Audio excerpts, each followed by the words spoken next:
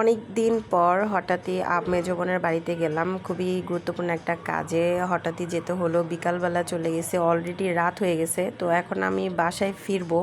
তো এর মাঝে আপু বলছিল যে আমি পুঁইশাক লাগিয়েছি, একটু দেখে যাই চল।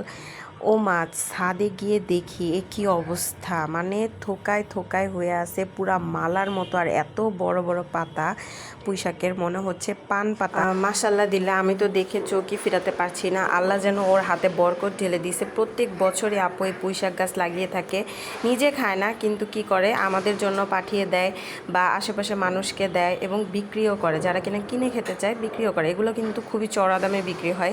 কারা কারা এই পুঁইশাকের বীজ এবং পুঁইশাক খেতে পছন্দ করেন অবশ্যই কমেন্ট করে জানাবেন। আর এগুলোর আসলে নাম কি আমি জানি না, আপনারা জেনে থাকলে আমাকে জানাবেন। আর আমাদের বাসার প্রত্যেকটা মানুষের অ্যালার্জির সমস্যা মানে মারাত্মক লেভেলের, কিন্তু এগুলো খাওয়া আমরা বাদ দিই না। এমনকি অ্যালার্জি জাতীয় কোনো খাবারই খাওয়া আমরা বাদ দিই না। পছন্দের খাবার খেয়ে মরি, না খেয়ে মরবো কেন বলেন। তারপর এই তো দেখেন থোকায় থোকায় হয়ে আছে পুরো একটা মালার মতো, মানে চোখের শান্তি। মাশাল্লাহ মাশাল্লাহ মাশাল্লাহ। আপু বলতেছে তুই কি পাগল হয়ে গেছস? আমি কই হ্যাঁ আমি পাগল হয়ে গেছি। এগুলো আমি ঢাকায় কত কত টাকা দিয়ে কিনে খাই, তাও মন ভরে না, মানে অল্প অল্প নিতে হয় যেহেতু দাম বেশি থাকে। আর এখানে খাওয়ার কোনো লোক নাই, মানে এগুলো কোনো কথা।